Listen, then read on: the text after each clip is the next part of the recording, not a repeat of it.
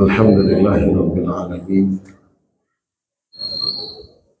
Wassalatu wassalamu ala asyrafil anbiya'i wal mursalin wa ala alihi wa sahbihi ajma'in. Subhanaka la ilma lana illa ma 'allamtana innaka antal alimul hakim. La haula wa la quwwata illa billahil aliyyil azim. Rabbi shrah li sadri wa yassir li amri wahlul 'uqdatam min lisani yafqahu qawli, amma ba'd. Alhamdulillah, puji syukur kita panjatkan kehadirat Allah Subhanahu wa taala atas izin dan nikmatnya jualah. Kembali pada seluruh kali ini kita dapat bermuajahah bersama untuk mengkaji daripada hadis-hadis qudsi yang mudah-mudahan dapat menambahkan ilmu dan sekaligus iman dan takwa kita kepada Allah Subhanahu wa taala. Amin ya rabbal alamin. Salawat dan salam sanjungan kepada junjungan Nabi besar Muhammad sallallahu alaihi wasallam. Allahumma shalli ala Muhammad wa ala alihi. Bapak dan Ibu jamaah salat subuh yang dimuliakan Allah. Bab ma jaa fi kalamil janazah.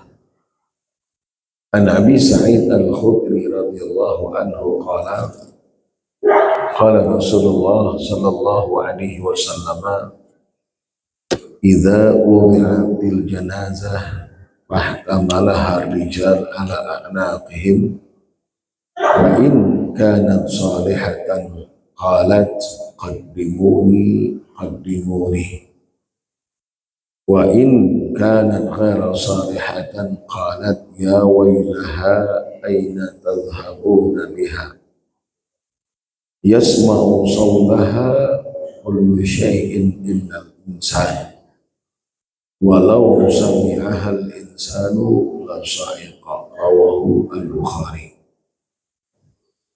Wa an Abi Hurairah radhiyallahu anhu qala idza mitta fala tadribu alayya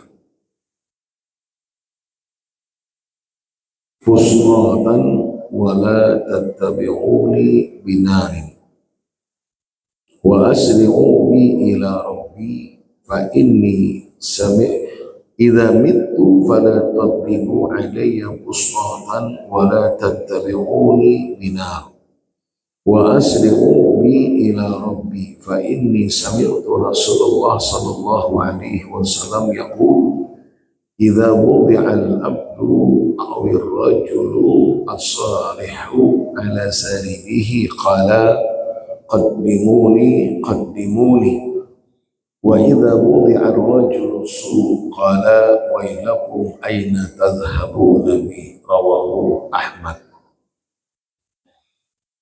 Bapak dan Ibu jamaah salat subuh yang dimuliakan Allah, sebuah hadis atau dua hadis yang kita baca. Hadis yang pertama diriwayatkan dari Abi Sa'id Al-Khudri, hadis yang kedua diriwayatkan dari Abi Hurairah yang mana beliau berpesan idzal mitu, kalau aku meninggal, kata beliau. Makna hadis sama sekalipun lafaznya berbeda. Hadis yang pertama diriwayatkan oleh Imam Al-Bukhari, hadis yang kedua diriwayatkan oleh Imam Ahmad. Qauluhu sallallahu alaihi wasallam idza wudi'atil janazah. Kata ulama yahtamil ayyuridu bil janazah nafsul mayyit wa bi wad'ihi ja'alahu fis sarir wa yahtamil ayyurida as-sarir wal muradu wad'uha 'alal katil wal awal awlah liqaulihi sallallahu alaihi wasallam ba'da dzalika fa in kanat shalihatan qalat. Kata ulama, ungkapan wudi'atil janazah, apa makna dan maksud daripada kalimat itu? Kata ulama ada dua pendapat. Yang pertama, yang dimaksudkan dengan wudi'al janazah, idza wudi'atil janazah, yakni ayyurida bil janazah, di situ adalah nafsul mayit, orang yang mati, orang yang sudah meninggal. Jadi kata ulama, dikatakan janazah kalau orang yang meninggal itu sudah diproses, memandikan, dikafankan, disembayangakan, tinggal diproses, itu disebut dengan janazah. Tapi kalau belum diproses, itu masih dikatakan mayit. Mayyitun itu artinya bakal mati. Tapi kalau mayit itu orang yang sudah mati, maut, kematian. Idza wudi'atil janazah berarti sudah diproses, sudah dimandiakan, sudah dikafanakan, disembahyangakan, dan akan dikuburkan. Ketika jenazah itu diletakkan, itu yang dimaksud diletakkan di situ adalah nafsu mayitnya, orang yang sudah diproses, tinggal dikuburkan. Biwad'ihi ay ja'alahu fis sarir, diletakkan di atas pembaringan. Sunat kalau mayit yang sudah diproses, dimandikan, dikafankan, lalu kemudian akan disalatkan, itu diletakkan ala sarir, diletakkan di atas tempat yang sedikit tinggi, bukan di lantai. Nah, beda kalau yang belum diproses. Maka ketika kita melihat ada orang meninggal, belum lagi diapa-apakan, itu masih di atas lantai dibaringkan. Tapi kalau sudah dimandikan, dikafankan, siap untuk disembayangakan, itu wa minal mustahab, dianjurkan untuk diletakkan fi raf'in rafi', di tempat yang sedikit tinggi dari lantai, sarir. Bahasa kita kayak model kasur. Nah, kita kebetulan langsung dengan kerandanya, kan di atas atau di dalam keranda. Bukan kita letakkan di atas lantai ketika waktu akan menyembahyangakan. Beda hal saat dimana orang itu belum lagi diproses untuk dimandikan, dikafankan, masih di bawah atau masih di atas lantai tanpa ada ranjang atau tempat yang sedikit lebih tinggi daripada lantai. Wayatanil ayyuridas sarir. Itu kata ulama, janazah idza wudi'atil janazah itu maksudnya mayitnya diletakkan di atas sarir, atau bisa jadi yang dimaksudkan dengan janazah di situ ayyuridas sarir, yaitu saat sudah diletakkan di atas kasur.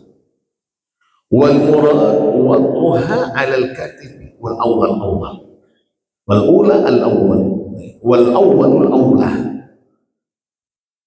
Ada pendapat wal muradu wa uhalil katif, ketika sudah diangkat di atas pundak. Ini ketika akan dibawa sudah mayat itu. Itu pendapat dari dua makna kalimat idza wudi'atil janazah. Ada yang menyatakan ketika diletakkan di atas kasur, di atas ranjang. Ada yang menyebut dan menyatakan ketika diletakkan di atas katif, siap untuk dibawa.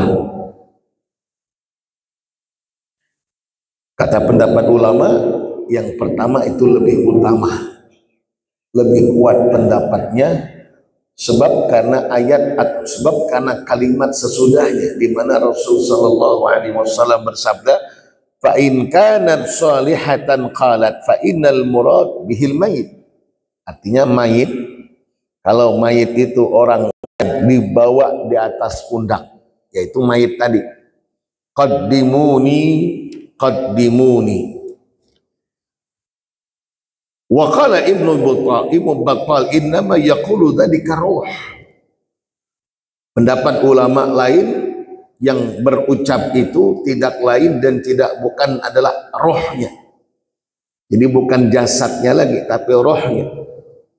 Wardahu Ibnul Mimbat bi annahu la mani'a ay yaruddallahu ruh ila al-jasad fi tilkal hal liyakuna dzalika ziyadatan fi basyaril mu'min wa ya'usul kafir. Dan Allah maha berkuasa. Dari dua pendapat ini bisa saja Allah kembalikan roh itu pada jasadnya dan kemudian jasadnya berkata, tapi tidak ada yang mendengar. Jadi ada pendapat yang berucap itu zahirnya jasadnya, tapi ada yang berucap bahwa yang berkata itu adalah rohnya. Lalu oleh ulama menggabungkan dua pendapat bahwa tidak menutup kemungkinan kalau Allah berkehendak bisa saja roh itu dikembalikan kepada jasad, lalu jasad itu yang berkata. Dan semua makhluk Allah mendengarnya kecuali manusia. Karena dia berkata, qaddimuni qaddimuni, segerakan aku, segerakan, ayo bawa aku lakasi. Untung manusia kada mendengar. Bayangkan aja amun sampai manusia mendengar, maka amnang membawa ini penakutan orangnya, ketakutan umpama itu bisa talapas. Tiba-tiba terdengar, ayo lakasi, bawa aku lakasi, lepas. Apalagi sampai baku ciak yang di dalam keranda itu, ya wailata aina tadhhabuna bi, hendak kalian kemanakan aku ini, hendak kalian bawa kemana, berontak. Itu kalau yang dibawa kada soleh orangnya. Dan ini harus kita imani, karena ini hal yang gaib. Kita kadang mendengar tapi kita yakin itu terjadi. Sebab satu di antara orang yang bertakwa, apa kata Allah dalam surah Al-Baqarah awal-awal ayat, Allah berfirman, alladzina yu'minuna bil ghaib. Orang yang bertakwa itu cirinya orang yang beriman kepada hal yang gaib. Mata kadang melihat, telinga kadang mendengar secara zahir, tapi yakin, yakin apa yang disabdakan oleh Rasul sallallahu alaihi wasallam adalah satu kebenaran. Kada ragu kita. Makanya di situ diungkapkan yu'minuna bil ghaib, kalimatnya pakai menggunakan fi'il mudhari'. Fi'il mudhari' itu kata ulama yufidul istimrar. Kada cukup hanya beriman lalu kafir, tapi beriman hingga wafat, hingga kematian menjemput kita. Matinya dalam keadaan husnul khotimah. Itu orang yang bertakwa. Allah tidak katakan alladzina amanu, tidak. Tapi alladzina yu'minuna. Fi'ilnya fi'il mudhari' bukan fi'il madhi. Makna fi'il mudhari' itu kata ulama yufidul istimrar. Menunjukkan keberlangsungan. Sama juga dengan walan tarda ankal yahudu walan nasara. Walan tarda, sekali-kali tidaklah orang-orang Yahudi dan Nasrani ridha kepada umat Islam sampai umat Islam mengikutinya. Sampai kapan? Tarda yufidul istimrar, berkelangsungan sampai kiamat tiba. Kada akan ampeh, kada akan berkesudahan. Itu disebutkan di dalam Al-Quran. Makanya kayak apa aja Israel kada akan rela dengan umat Islam. Yahudi tidak akan pernah mau akur, tidak pernah akan ada damai, tidak akan pernah.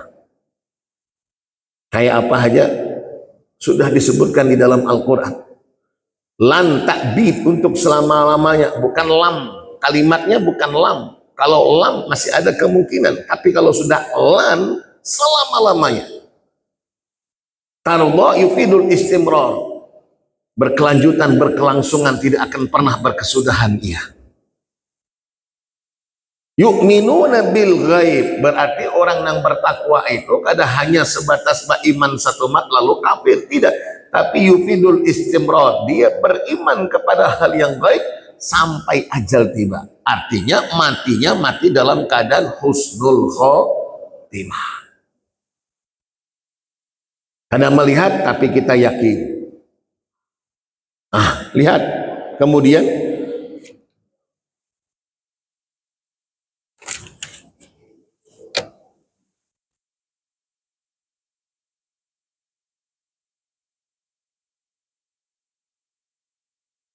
dibantah oleh Ibnu Hajar al-Asqalani,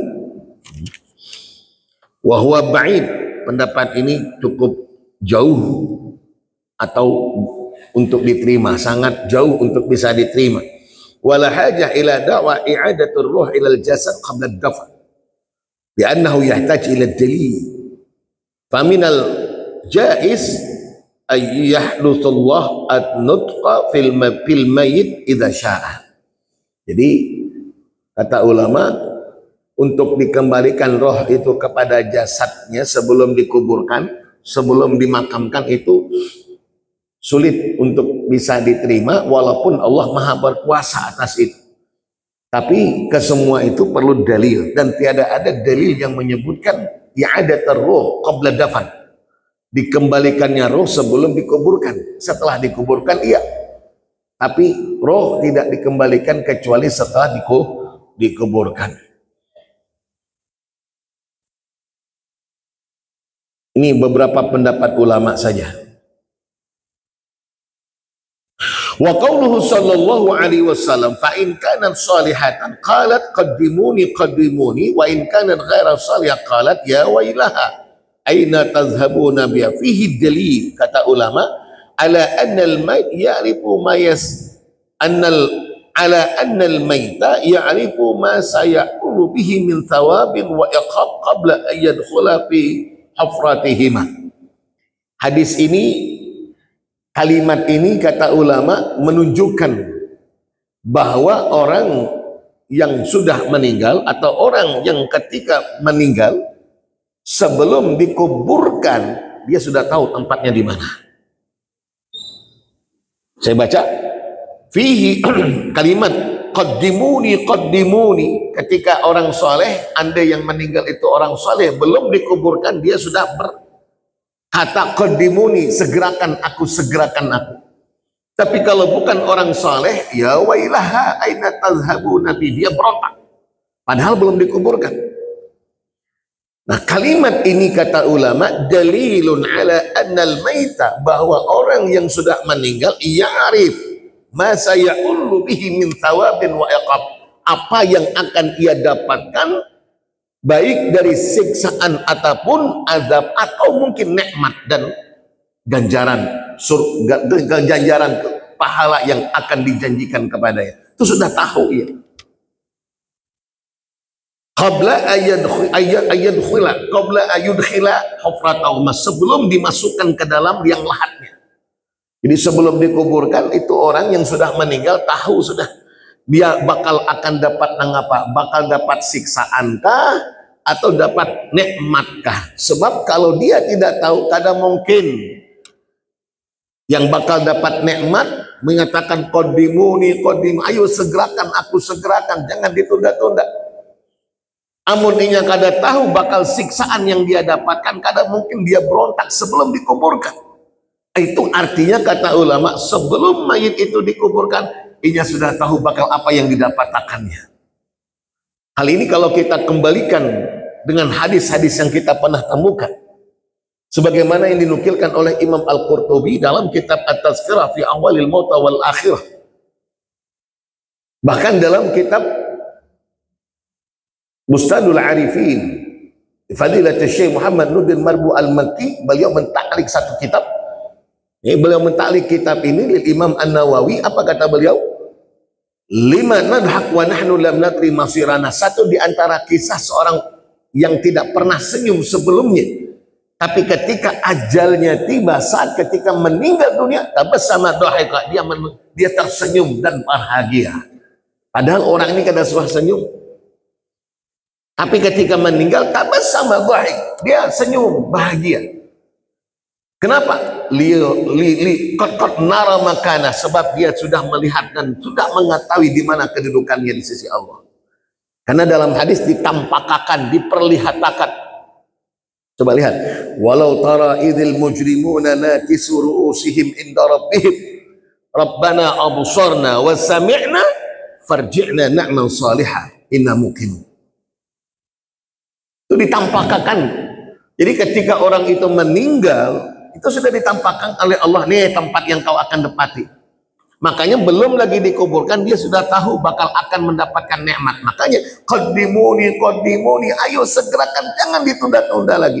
Tapi kalau dia mendapatkan siksa dan adab, dia juga sudah tahu, maka dia berontak ketika akan dimasukkan ke liang lahat.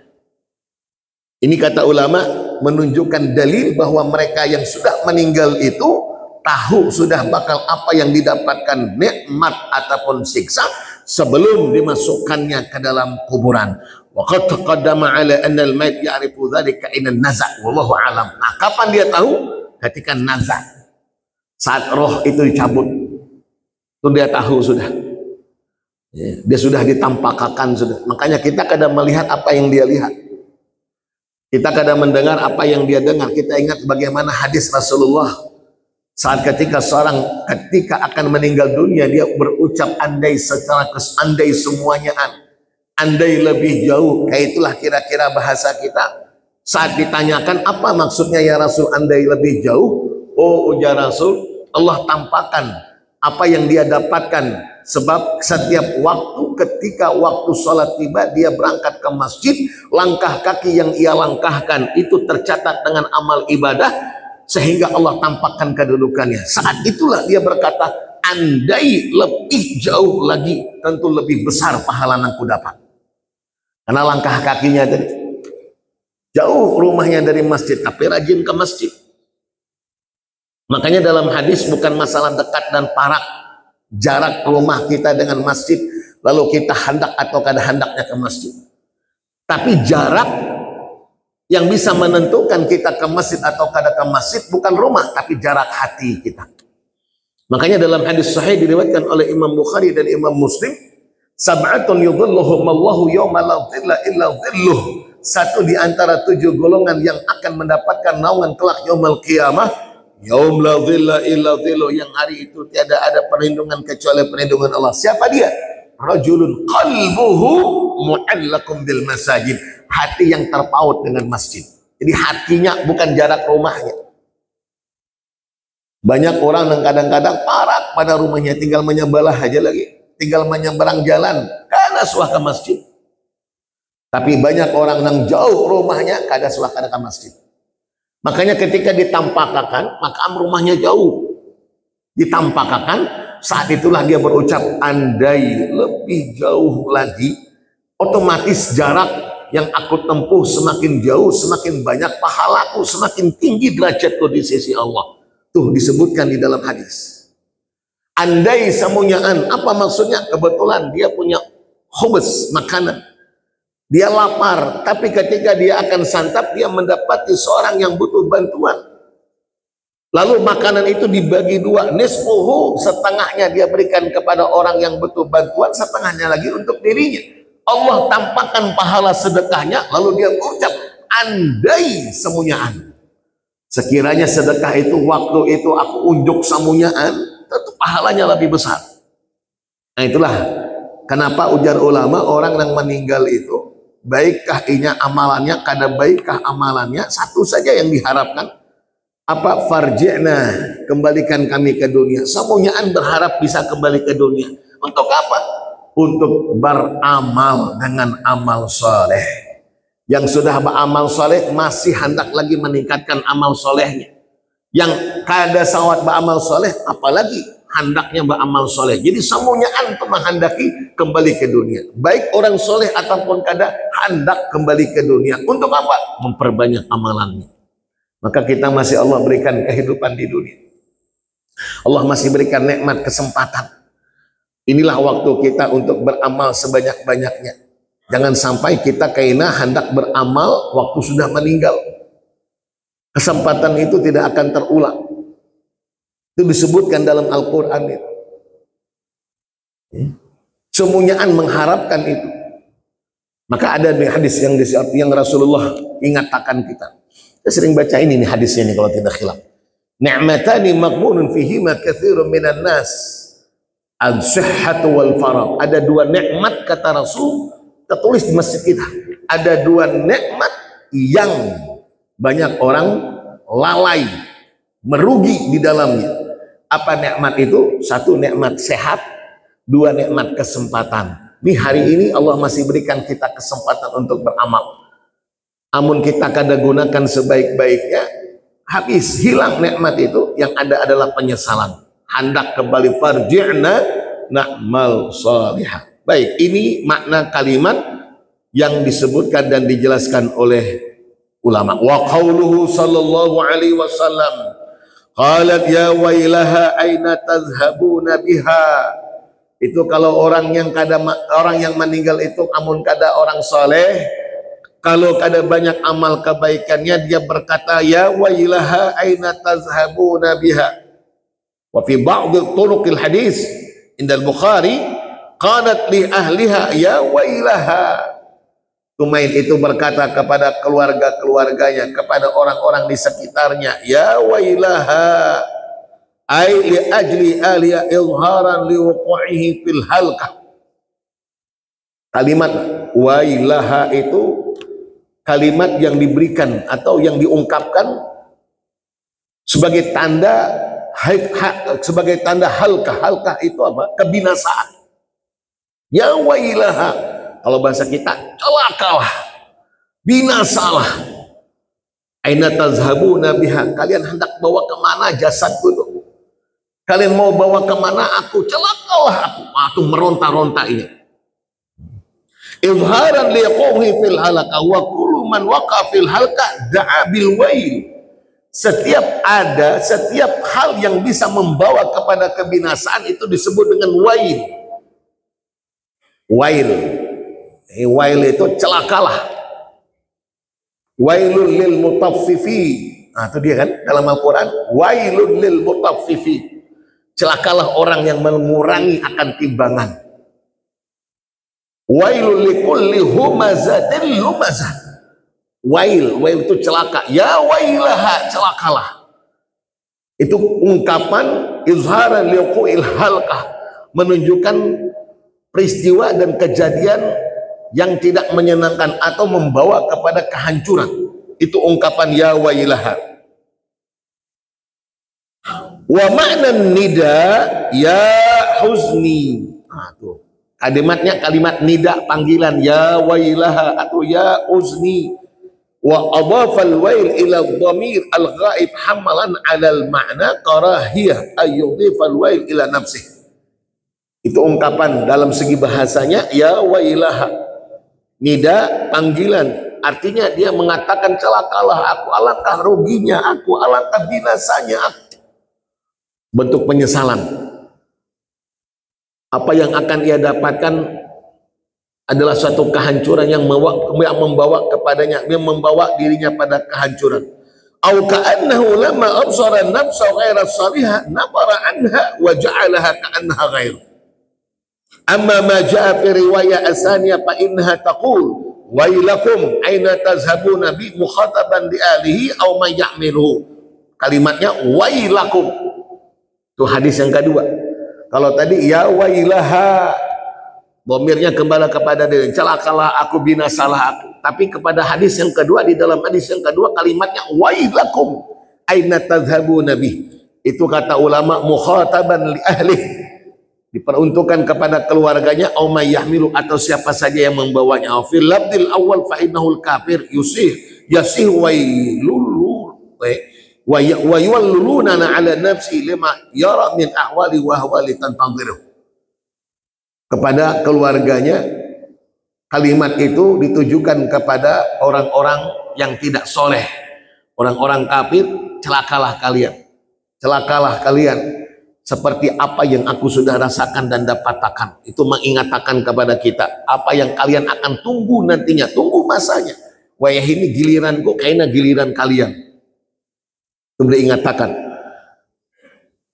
fa innahu yasir, dan semuanya walakin Allah Ta'ala ajaba an nasi ma'u sawtu wa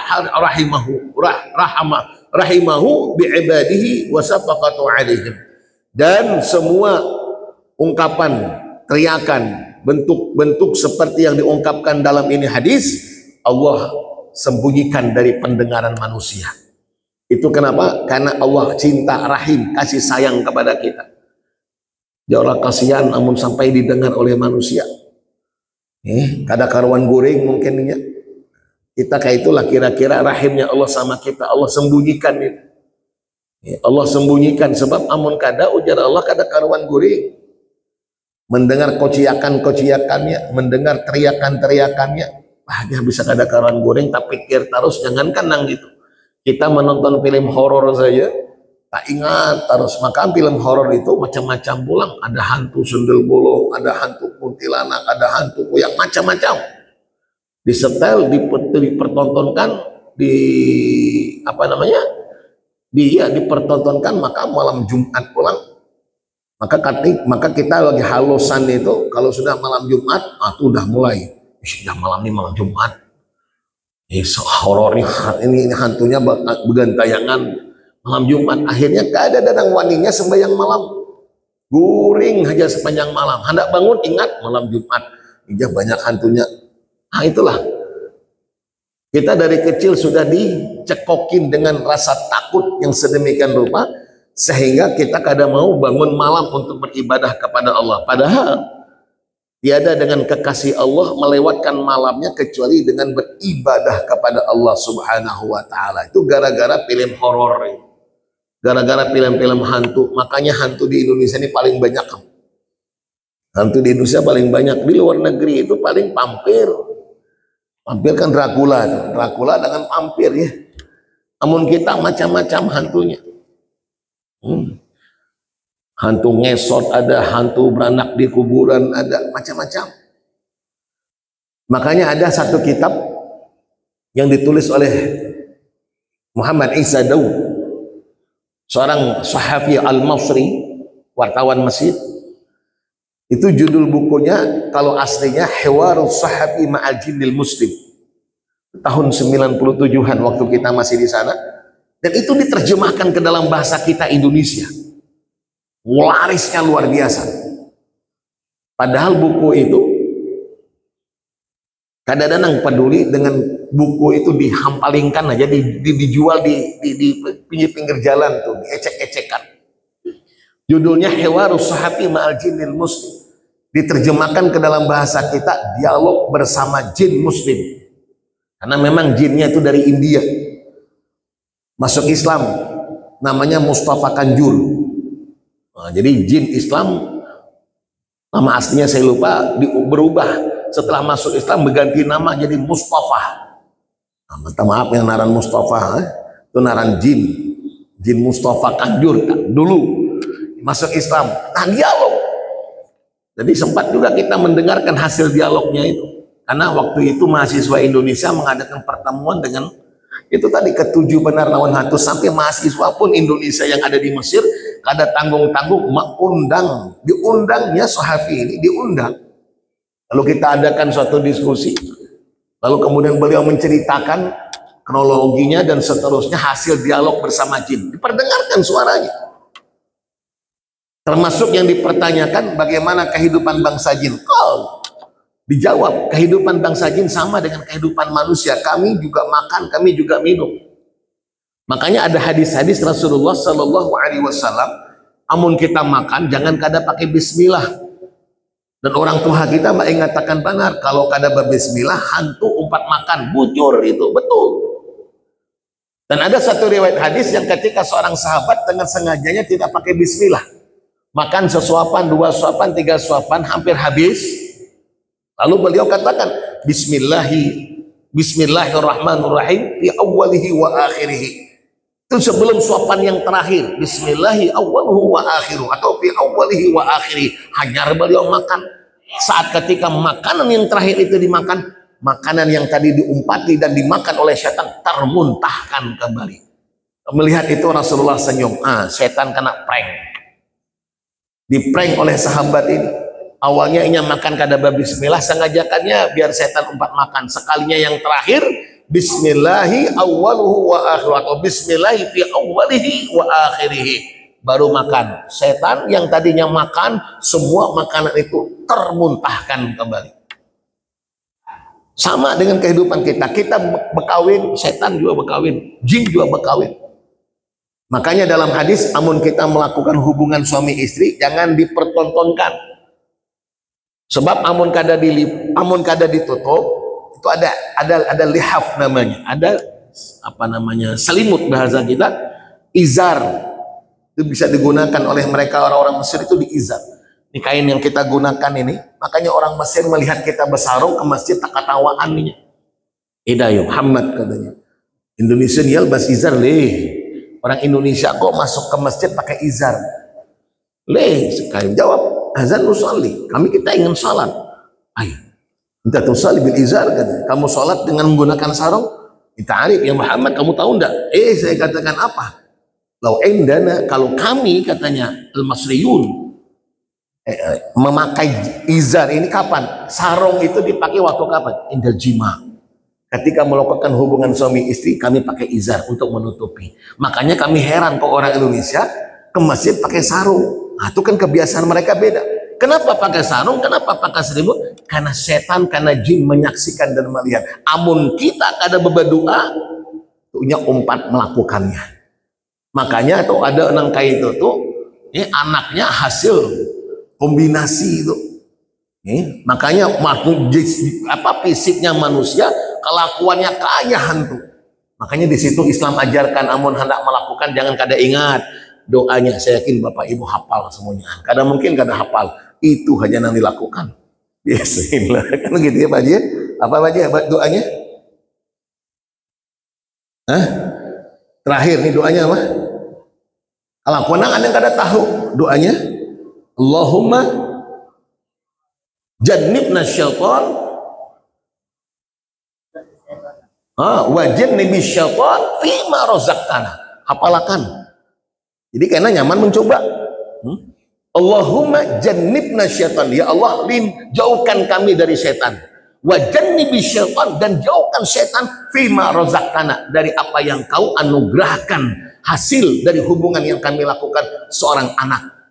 Biar anak kita juga terpelihara dari gangguan syaitan. Mudah-mudahan anak kita anak soleh, sabaratan dan soleh. Amin ya rabbal alamin. Al-Fatihah. Bismillahirrahmanirrahim. Alhamdulillahirabbil alamin arrahmanir rahim maliki yaumiddin. Iyyaka na'budu wa iyyaka nasta'in ihdinas siratal mustaqim siratal ladzina an'amta 'alaihim ghairil maghdubi 'alaihim waladdallin. Amin amin ya rabbal alamin. Bismillahirrahmanirrahim. Alhamdulillahirabbil alamin. Shalatu wassalamu ala asyrafil anbiya wal mursalin wa ala alihi washabihi ajma'in. Allahumma ighfir lana ma akhtana wa ma ta'ammadna wa ma asrarna wa ma a'lanna wa ma anta 'alamu bihi minna. Antal muqaddim wa antal muakhir, la ilaha illa anta subhanaka Allahumma wa bihamdik nashhadu an la ilaha illa anta nastaghfiruka wa natubu ilaik. Wa sallallahu ala sayyidina Muhammadin nabiyil ummi wa ala alihi washabihi wasallam. Alhamdulillahirabbil alamin. Assalamualaikum warahmatullahi wabarakatuh.